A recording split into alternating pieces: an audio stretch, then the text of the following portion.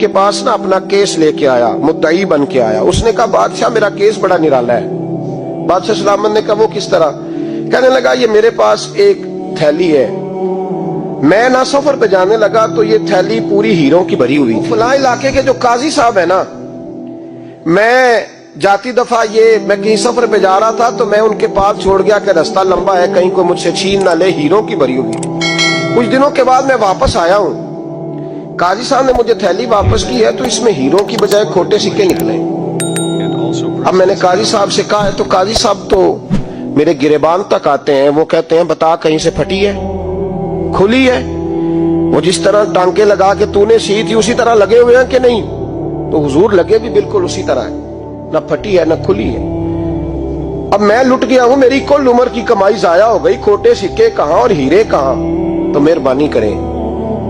اور آپ کی بارگاہ میں اللہ رسول کے نام پر حلف دیتا ہوں کہ میں ہوں بالکل سچا. محمود غزنوی کہنے لگے تو جا، تھیلی چھوڑ جا، اور جب میں تجھے بلاؤں گا پھر دوبارہ آنا. وہ شخص چلا گیا. محمود غزنوی اٹھے، دربار برخاست کیا، لوگوں سے کہنے لگے چلے جاؤ، میں 3 دن کے لیے سیر کرنے جا رہا ہوں، 3 دن کے بعد لوٹوں گا. اکیلے جب رہ گئے نا محمود دربار میں تو محبوب نے چھری منگائی. وہ جس تخت پہ بیٹھتے تھے وہاں گدا بچھا ہوا تھا، یہ گدا پڑا نا، وہ گدا بچھا ہوا تھا. محمود نے چھری کے ساتھ اس کو پھاڑ ڈالا اور چھری جیب میں رکھی نکل گئے. کہنے لگے میرے بعد کوئی میرے دربار والے احاطے میں داخل نہ ہو. محمود چلے گئے. اب وہ صفائی کرنے والا جب آیا نا، اس نے آ کے دیکھا تو گدا تو پھٹا ہوا ہے. اس نے شور ڈال دیا، پہرے دار بھی آ گئے، فلاں صاحب بھی آ گئے، فلاں صاحب. اس نے کہا وہ خدا کے بندو، اس کا گدا پھٹ گیا ہے، وہ تو مار ڈالے گا. اس نے کہا تھا سوائے صفائی اور نگرانی والے کے دوسرا آئے کوئی نہ، اور یہاں آیا بھی کوئی نہیں، پہلے دن ہی پھٹا ہوا ہے تو لٹکا دے گا سب کو، کیا کریں؟ شور ہو گیا، سارے دربار کے ملازمین اکٹھے ہو گئے. ایک بندہ بولا، کہنے لگا فکر نہ کرو، میں کیسے بندے کو جانتا ہوں، اس طرح سیے گا کہ جس نے پھاڑا ہوگا اسے بھی پتہ نہیں چلے گا کہاں سے پھٹا تھا. ایسا بہترین رفو کرے گا کہ پتہ بھی. اس نے کہا یار ہم سارے 1 مہینے کی تنخواہ دیتے ہیں، تو بندہ بلا. وہ بلا لیا اس کو، اس کا نام محمد رفو گر تھا. وہ آیا، اس کو گدا دکھایا، اس کا یار اس طرح سینہ پتہ نہ چلے. اس نے کہا فکر ہی نہ کرو، میں بڑا کاریگر ہوں. بڑے بڑے کاریگر لوگ نہیں ہمارے ملک میں پائے جاتے، کوئی نشان چھوڑتے ہیں پیچھے بڑے. احمد رفو گر کہنے لگا اس طرح سیوں گا کہ پھاڑنے والے کو بھی پتہ نہیں. ان کا پیسے لے یار تو سی دے. اس نے سی دی، اگلے شام ہی لا کے بچھا دیا گدا. تیسرے دن بادشاہ سلامت آئے، آ کے پہلی نظر گدے پہ ڈالی. اس نے بلایا سب ملازمین کو، کہا کس نے سیا ہے؟ کہا جناب کیا ہوا؟ کہا یہ پھٹا ہوا تھا. کس نے؟ کہا نہیں پھٹا ہی نہیں. وہ کہنے لگے بنو بات، میں خود پھاڑ کے گیا تھا، تو بتاؤ صحیح سیا کس نے ہے؟ کہا جناب آپ پھاڑ کے گئے تھے تو بتایا کیوں نہیں؟ فرمانے لگے اسی لیے تو بتایا نہیں تھا کہ تم خود تحقیق کر لو، بلاؤ بتاؤ سیا کس نے. تو بلا لیا، احمد رفو گر آ گیا. اس کو جب بلا کے سامنے بادشاہ کھڑا کیا، کہا بھئی تو نے سیا ہے؟ کہنے لگا حضور آپ کے سارے ملازم کٹھے ہو کے آئے تھے، میری غلطی کوئی نہیں. کہا نہیں یار تو بڑا کاریگر ہے، میں نے اپنے ہاتھ سے پھاڑا تھا پر مجھے بھی نہیں پتا چل رہا کہاں سے پھٹا تھا. اچھا یہ بتا یہ تھیلی جو ہے یہ بھی تو نے سی تھی؟ اس نے کہا جی آپ کے خادم کا ہی کارنامہ ہے، وہ فلانے علاقے کے قاضی صاحب آئے تھے، اس میں سے ہیرے نکال کے تو کھوٹے سکے بھرے تھے، تو مجھے بھی تھوڑا سا حصہ ملا تھا. محمود نے سارے گواہ بھی اکٹھے کر لیے، ثبوت بھی اکٹھے کر لیے. پھر قاضی کو بلایا، پہلے سارے ثبوت اور گواہ کیس حل کر لیا. پھر ہمارے ہاں یہ حال ہوتا ہے کہ مدعی 2-3 ہفتے کے بعد خود ہی ہاتھ باندھ جاتا ہے، کہنا تسی میری جان چھڈو، مجرم پھڑو پاوے نہ پڑھو. وہ کہتا ہے مجھے معافی دو، میں رہا. ظلم ہے نا، ظلم زیادتی ہے کہ جو بیچارہ اتنے سوال مجرم سے نہیں ہوتے جتنے مدعی سے ہوتے. آپ یقین کریں اتنے سوالات ہوتے. سارے ثبوت اکٹھے کر کے قاضی صاحب کو بلایا، تنہائی میں لے جا کے. محمود غزنوی نے کہا قاضی صاحب آپ سے غلطی ہو گئی، غریب آدمی تھا، وہ لٹ گیا ہے، اس نے تو بڑی مشکل سے کچھ ہیرے جمع کیے تھے اور اس کی کل کائنات تھی، تو آپ اس کا مال اسے دے دیں، بات ختم. قاضی صاحب کہنے لگے آپ مجھ پہ الزام لگا رہے ہیں، سوال ہی نہیں پیدا ہوتا. آپ میری داڑھی دیکھیں، آپ میرا اعزاز دیکھیں، دنیا جانتی ہے میں اس کا. قاضی صاحب انسان بھول ہی جاتا ہے، بندہ بھول جاتا ہے، غلطی ہوگی. مال نے کہا نہیں سب.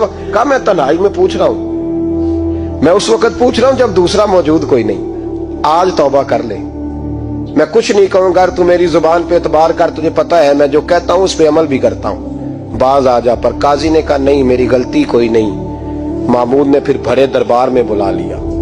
मजमा आम में मोहलत के दिनों में जो तौबा कर ले वो बच जाते हैं, लेकिन लोग रुस्वानियों के दिनों में फिर वापस लौटते हैं अगला घर देख के, फिर हालात और तरह के हो चुके होते हैं। जब भरे दरबार में काजी को बुलाया, भाई तू मानता है कि नहीं? उसने कहा नहीं। तो कहा बुलाओ अहमद रफूगर को। जब अहमद रफूगर आया तो बूढ़े काजी की टांगे कांपने लगी, जुमले टूटने लगे, लफ्ज जमीन पर गिरने लगे, बात सही नहीं होती, जुबान लड़खड़ाने लगी।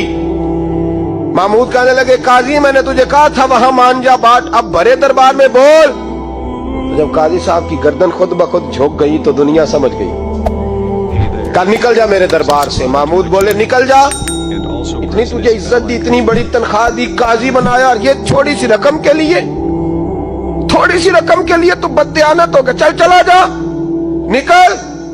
काजी दरबार से निकला तो लोग लानतें बरसाने लगे। कल जो दुकानें छोड़ के सलूट करने आते थे वो कहने लगे इसकी उम्र देखो, इसके काम देखो, देखो इसने क्या किया। घर गया, बच्चे जिनके लिए पाप कमाया था, जिन्ना ली तू पाप कमाए हुन किथे नहीं हो तेरे घर दे। वो बच्चे कहने लगे अब्बा जी हम तो स्कूल मदरसा जाने के काबिल नहीं रहे, उम्मीद थी कि बीवी साथ देगी। वो कहने लगी मैं मेके कैसे जाऊंगी, गली की औरतें तरह तरह की बातें बनाती हैं। और भाई कामयाबियों के बड़े सरबराह होते हैं, कि कामयाब हो जाए तो सारे कहते हैं मेरी सपोर्ट से हुआ है। नाकामियां हमेशा यतीम होती हैं, नाकामियों का कोई सरबराह नहीं होता। जब तक तो काजी था तो बड़े बात थी, हर बंदा कहता था रिश्तेदार है। रुसवाई हो गई तो वो तेरी आंख हो या संगे मलामत की चुभन, कौन पहुंचा है मेरे दर्द की गहराई तक। दौरे शोहरत में तो यारों ने किया याद बहुत, साथ आया ना कोई कूचे रुसवाई तक।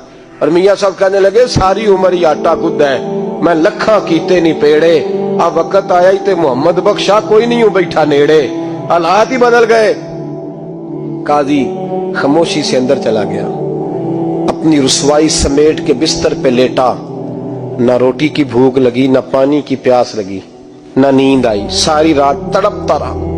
सवेरे घर वालों ने दरवाजा खोला तो रूह परवास कर गई थी, दुनिया छोड़ गया। हजरत अबू नूर अलैहि रहमा बोले, फरमाने लगे याद रखो कभी बददियानती ना करना, कभी। ये तो महमूद गजनवी की अदालत थी, कयामत में रब करीम की अदालत लगेगी। और फरमाया वहां तो गवाही देने वाला अहमद रफूगर था, कयामत में तो तुम्हारे अपने हाथ पैर गवाहियां देंगे, हमारा अपना वजूद गवाही देगा। और फरमाया यहाँ तो लानते दुनियादार बरसाते थे, वहां फरिश्ते होंगे। और काजी को तो मौत आ गई थी, कयामत में तो दोबारा मौत भी कोई नहीं आएगी, वहां तो रहना है और सहना है।